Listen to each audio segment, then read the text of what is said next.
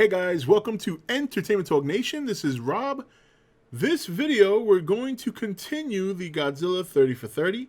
I know we're a little behind, but don't you worry. By May 30th of next week, we will be on the last video of 30 for 30. This one, we're going to continue in the Millennium series, and we're going to talk about Megaguirus.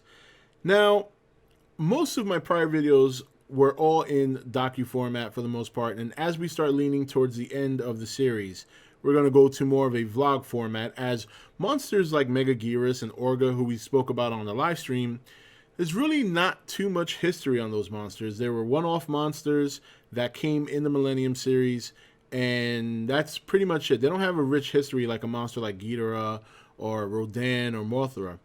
And Megaguirus, first, let's talk about the movie in and of itself. The movie was not that entertaining outside of the actual fight between Godzilla and Megaguirus, or at least I didn't find the movie to be all that great. And Megaguirus as a monster, however, I thought was a pretty cool concept, if not it wasn't very original, but the concept was cool. Some powers that were very similar to Rodan. One interesting tidbit about her power is that when she flaps her wings, she kind of almost gives off like an EMP effect, but it's only temporary. And again, that's when she's near or around any kind of electrical devices when she's flapping her wings. So, a pretty sizable area when you think about a city. If she's flying by a set of buildings, all the electronics shut off. And, the cool thing about this movie and this monster was the origin. They actually went back to 1956 Rodan movie, and they used the Meganolon, which was basically a small creature that the Rodan family fed on. And they actually brought it into this movie and used a mutation of sorts to get eventually what would become Megaguirus. And Megaguirus, look, in terms of how she looked, was very nice. I thought she looked very cool, this big mutated dragonfly of sorts, or a Meganolon. But outside of that, there wasn't too many things original about her. She was created by Masaki Tezuka, and she was portrayed by Minoru Watanabe. So, and then, again, when you get into the design, very cool looking, and very cool concept of her origin, but again, not original. I do think it was very nice that they went back and they grabbed from the past. But the movie in and of itself was not very popular. The monster, unfortunately, was not very popular. I don't think she was original enough in terms of the powers she had. While I mentioned about her wing flapping, but she also had other powers for flying creatures that we had seen plenty of times before. The only other unique thing she had was a stinger, which could either draw energy from its target or actually blast energy at the target. So, and she was extremely fast. I mean, that's one thing. She was extremely fast. So she had some of her own core powers, but nothing that really stood out. Supersonic speed, which we've seen before with Rodan, and of course with that speed causing a lot of issues in terms of forceful winds and things of that nature. I just don't think it was a monster that was executed in a way that maybe it should have been. I think maybe they did the best they could. They were on the right track, and I thought it was very smart for them, once again, to go back in the past and grab something. But then that's kind of where the coolness stops, The look, once again, the look is fantastic. But we've seen so many flying creatures at this point in the series, and we've seen so many flying creatures that can cause destruction by flying by cities. It's just not original enough to garner any interest from people. And if at all, I mean, you could imagine or you could assume that once certain fans saw another flying creature, maybe they just weren't as interested. Now, there were certain parts of the movie that I thought were pretty cool, not nearly enough.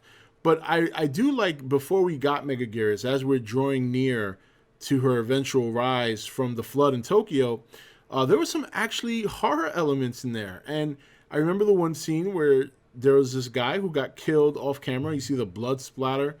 And the creatures, when they were smaller and the way they climbed around, they looked kind of creepy. So there was some potential there to maybe leverage that further in the movie. They just didn't do it. And then outside of that, it really was just a walk in the park of boredom. You know, like it just wasn't. The story definitely wasn't interesting enough. There was, I think, the fight scenes were very cool because you could see this monster give Godzilla a hard time in a more different way. It wasn't necessarily overpowering him, but definitely outthinking him and a lot faster than he was. But again, we knew that Godzilla at some point would come out victorious, which he did. I just think it's unfortunate. You know, at this point in the series, you are getting new monsters. You're getting these new creations, but they're kind of uninspired. And, you know, that's kind of like started tailing down the Millennium series. And again, I know there's a lot of people out there who love it. They're huge fans of the Millennium series. This was probably the weakest installment in the whole series, I gotta say. And once again, it's unfortunate because Megaguirus, as a creature to look at, was a beautiful design. I really think she was. She just didn't have enough original traits to separate her from the pack or do anything special. And even though she was a callback monster going back to 1956 in terms of her origin, that wasn't enough to save her. That wasn't enough to make her a satisfying foe for Godzilla. And then on top of that, the Millennium series had already started kind of drawing I don't want to say ear, but it just wasn't popular. It just wasn't a popular series. So you take those two effects and you're going to have a movie that many people definitely saw, but maybe had zero interest in. It's definitely a movie that I don't see come up very often in Godzilla conversations. You'll hear people say, yeah, it was pretty good, and then that's it. There's really nothing they draw from the movie, and I've never heard anyone say it's their favorite. And that's not to say that somebody doesn't like it as the best Godzilla movie. I'm sure there's some people out there, but it's certainly not something you hear very often. I don't know if we'll ever see Megaguirus again, and if we do, I hope that, you know, much like some of these other one-off monsters, I hope we get to know more about the monster. We get to learn more. We get to see something different, maybe some updates, maybe take away some of the more common powers and give them something more unique. And she did have some unique powers. I just don't think it was enough. You know, you would have had to have made her pretty much original, have nothing that they can compare with any other monster in the series. And then on top of that, I just think she needed to pose a bigger threat. Yeah, I mean, every monster has crushed the cities before. There's nothing, at this point, there's nothing new to that. There's no new effect.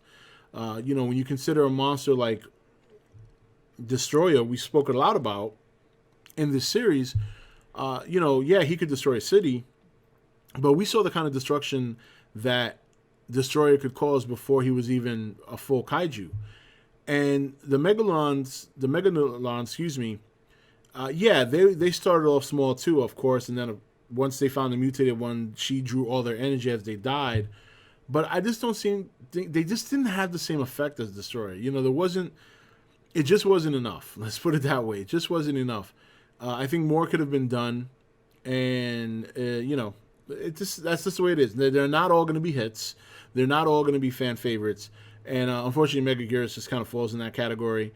And because of that, we may never see her again. But if we do, I hope they do something to enhance her and make her another villain kaiju that we can enjoy and you know, become fond of, like we have with some of the other Godzilla villains. So, but anyway, what do you think about Godzilla versus Megaguirus as a movie, and what do you think about Megaguirus herself?